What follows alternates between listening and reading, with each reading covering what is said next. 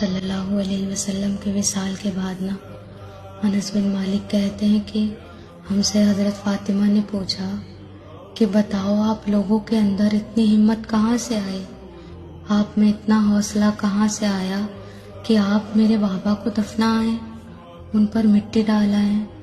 انس بن مالک آگے بیان کرتے ہیں کہ آپ صلی اللہ علیہ وسلم کے بعد جو سب سے زیادہ دکھی رہیں وہ حضرت فاطمہ تھی۔ وفات کے فوراً بعد ہی آپ بیمار پڑ گئی۔ جب کچھ وقت گزرا تو حضرت اسماء کو بلایا اور کہا، اسماء، مجھے پوری زندگی کسی غیر محرم نے نہیں دیکھا، میری خواہش ہے کہ میرا جنازہ رات کو اٹھانا۔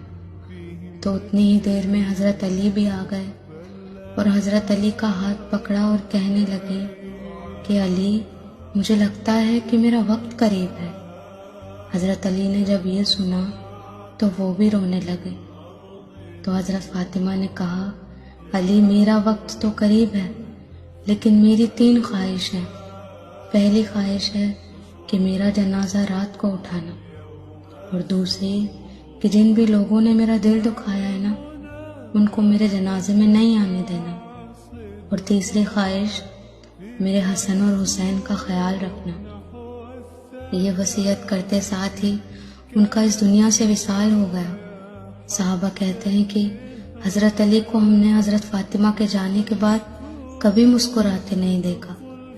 ایک دفعہ کسی صحابی نے پوچھ ہی لیا، علی، آپ ہر وقت اتنا دکھی کیوں رہتے ہیں؟ حضرت علی کہتے ہیں کہ جب میں پہلے گھر جایا کرتا تھا تو میں فاطمہ کو دیکھتا تھا اور میری ساری تھکاوٹ دور ہو جاتی تھی۔ کہتے ہیں اب میں گھر جاتا ہوں تو مجھے وہاں پر سوائے اندھیروں کے کچھ بھی نظر نہیں آتا۔